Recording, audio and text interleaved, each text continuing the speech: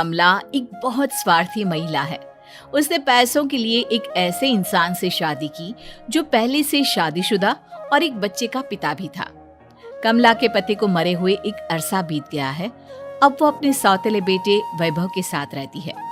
वैभव के दिल में अपनी माँ को लेकर इतना डर है कि वो अपनी माँ के सामने एक शब्द नहीं बोल पाता। उसकी माँ जो कहती है उसको सर झुकाकर वही मानना पड़ता है। वैभव, तुमने अभी तक घर का काम क्यों नहीं किया?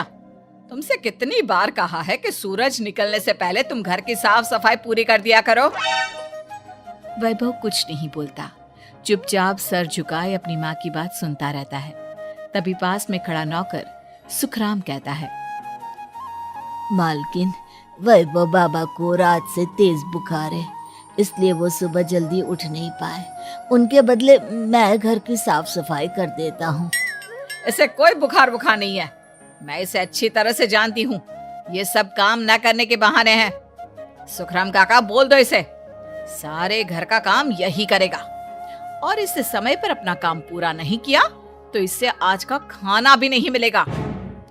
मगर मालकिन, वैभव बाबा की सच में ही तबीयत खराब है, आप एक बार देख तो लीजिए।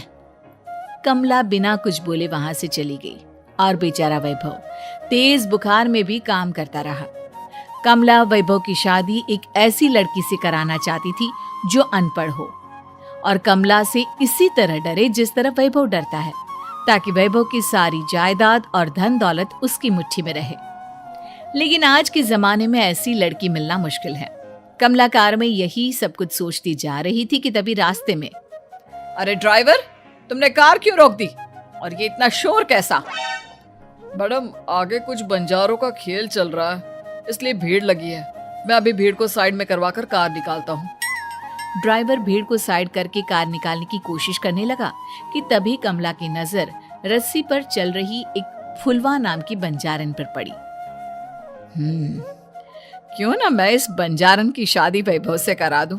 ये तो अनपढ़ लग रही है, मेरे पैरों तले दबकर भी रहेगी। मुझे अभी इसके माँ बाप से बात करनी होगी। ये सोचकर कमला ने उन बंजारों से बात की और उन्हें शाम को अपने घर बुलाया। फुलवा के माता पिता वहां उसे लेकर आ गए। उन्होंने इतना आलीशान घर पहले कभी नहीं देखा था। अच्छा हुआ आप लोग आ गए। देखिए, मुझे घुमा फिरा कर बात करने की आदत नहीं है, इसलिए सीधे सीधे मुद्दे पर आती हूँ। मुझे आपकी बेटी बहुत पसंद है। मैं अपने इकलौते बेटे की शादी आपकी बेटी फुलवा से कराना चाहती हूँ। इसके बदले में आप जो चाहो वो ले सकती है। तभी फुलवा की माँ कहती है, ये क्या कह रही है मैम साहब? कहीं आप हमारी गरीबी का मजाक तो नहीं उड़ा रही ना? आप मेरे बेटे से मिल लो। अगर आपको मेरा बेटा पसंद आता है तो मैं कल से ही शादी की तैयारी शुरू कर दूंगी। सुखराम, सुखराम, वैभव को लेकर आओ। फुलवा अपनी माँ के कान में फुसफुसाती है, माँ, कहीं इस मेम साहब का छोरा पागल तो ना है? फुलवा अपनी माँ से बात कर रही होती है कि वैभव वहां आता है। फुलवा उसे देखती ही रह जाती है और उसके माता पिता उसकी शादी तय कर देते हैं। शादी वाले दिन किसी को फुलवा और वैभव की बेमेल विवाह की बात समझ में नहीं आती। फिर भी एक औरत कमला से पूछ ही लेती है, कमला जी, आपने अपने इकलौते बेटे की शादी देहाती गवार से क्यों करा दी? ये बंजारन आपके घर की बहू बनने लायक तो नहीं है। कम से कम अपने स्टेटस का ही ख्याल कर लिया होता। बहू तो अपने टक्कर की लाती, आपने तो बंजारन को ही बहू बना लिया। अब कमला को समझ में नहीं आ रहा था कि इस बात का क्या जवाब दे। वो कुछ देर चुप रही और सोच समझ कर कहती है, बहन जी, आपको तो पता है आजकल के बच्चे किसी की बात कहाँ सुनते हैं।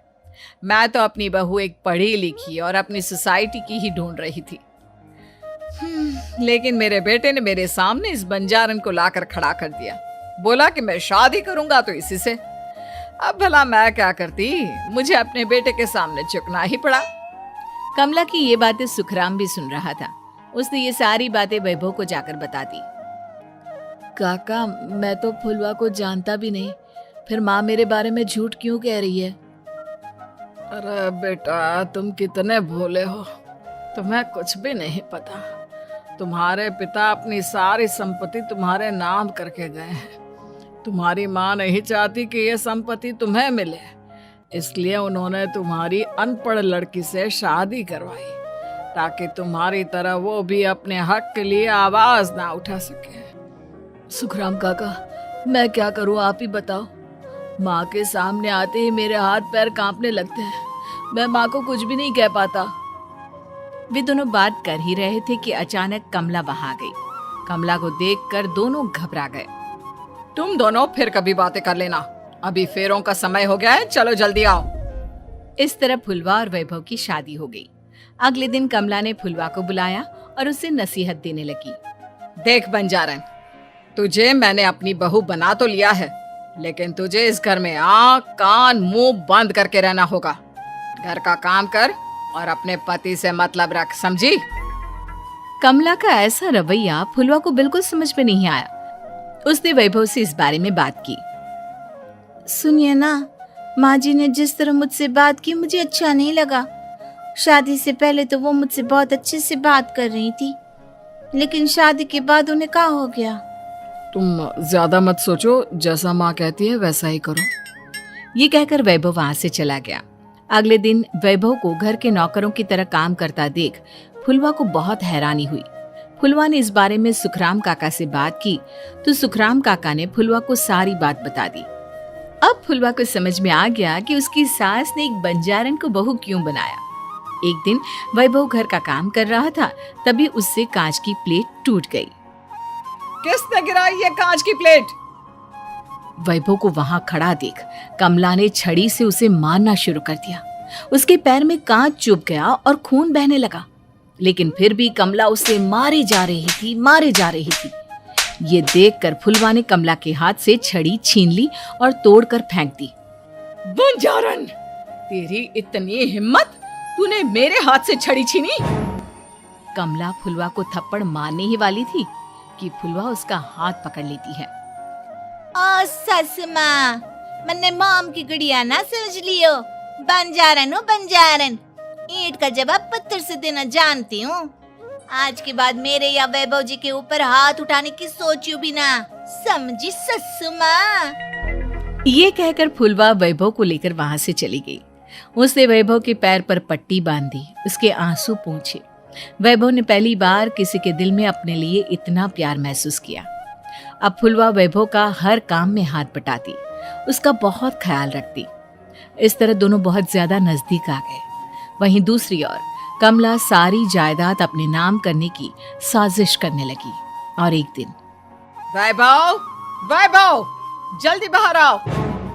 कमला की आवाज सुनकर वैभव और फुलवा अपने कमरे से बाहर आ गए। जी माँ, आपने बुलाया? ये ले, इन कागजों पर साइन कर दे। वैभव कागजों पर साइन करने ही वाला था कि फुलवा वैभव के हाथ से पेन छीनकर कहती है, ना वैभव जी, आप इस पर हस्ताक्षर नहीं करेंगे। आओ बंजारन, मैं तुझसे बात नहीं कर रही। ये बात मेरे और मेरे बेटे के बीच की है। चुपचाप पेन दे दे, नहीं तो तेरी खाल उधेड़ लूंगी। ससु माँ, बंजारन की खाल इतनी भी ढीली ना होवे कि कोई भी उधेड़ लेवे। जो यकीन ना आता हो तो देख ले उतार के।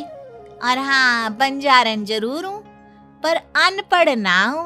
मन्ने भी पता है कि किसी भी कागज पर साइन करने से पहले उसे अच्छी तरह पढ़ लेवे हैं। पेन देती है या नहीं? ये कहकर कमला फुलवा को मारने आई तो फुलवा ने कमला को धक्का दे दिया और वो नीचे गिर गई। कमला डरकर वहां से भाग गई। अब फुलवा ने वो कागज उठाए और वैभव के साथ सीधा वकील के पास चली गई। वकील ने वो कागज देखे और फुलवा को बताया, वैभव के पिता की सारी जायदाद और संपत्ति वैभव के नाम है, लेकिन वैभव की सौतेली माँ इस संपत्ति को अपने नाम कराना चाहती है, इसलिए इन कागजों पर वो साइन करा रही थी। तो अब हमें क्या करना चाहिए वकील साहब? वकील ने फुलवा और वैभव को सब कुछ अच्छी तरह से समझा दिया। अब दोनों घर पर पुलिस को लेकर पहुंचे। कमला पुलिस को देखकर घबरा गई। पुलिस ने कहा, आपके नाम की कंप्लेंट हुई है, आपको हमारे साथ थाने चलना होगा। कंप्लेंट? कैसे कंप्लेंट?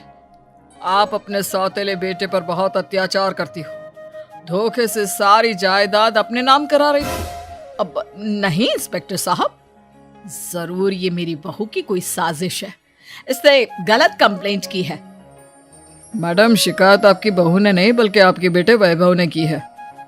कमला वैभव का नाम सुनकर दंग रह गई। जिस बेटे ने कभी उसके सामने सर नहीं उठाया था, आज वही बेटा उसके सामने पुलिस को ले आया है। वैभव, तुम्हारी इतनी हिम्मत कि तुम पुलिस को ले आए? हाँ माँ, मैं लाया हूँ पुलिस को, और मेरे अंदर इतनी हिम्मत कभी ना आती अगर फुलवा मेरा साथ ना देती। आपने बंजारन बहू को लाकर अपने ही पैर पर कुल्हाड़ी मारी है माँ। मैडम, अब की बात खत्म हो गई हो तो चलो हमारे साथ। वैभव, मुझे माफ कर दो, मुझे थाने मत भेजो। आज के बाद मैं तुम्हें कभी नहीं मारूंगी, तुम्हें कभी परेशान नहीं करूंगी, मुझे माफ कर दो। वैभव अपनी कंप्लेंट वापस ले लेता है और पुलिस वहां से चली जाती है। वैभव अपनी सौतेली माँ से कहता है, मैंने पुलिस को वापस तो भेज दिया है, लेकिन मैं आपको माफ नहीं कर सकता। आपने बचपन से आज तक कभी मेरे सर पर हाथ नहीं रखा, हमेशा मुझे मारती रही, नौकरों की तरह बर्ताव करती रही। आप इस घर में नहीं रह सकती, चली जाइए यहाँ से। कमला घर छोड़कर चली गई और सड़क किनारे खड़ी होकर सोचने लगी, काश मैंने वैभव को माँ की तरह प्यार किया होता तो आज मैं इस तरह से बेसहारा ना हो जाती।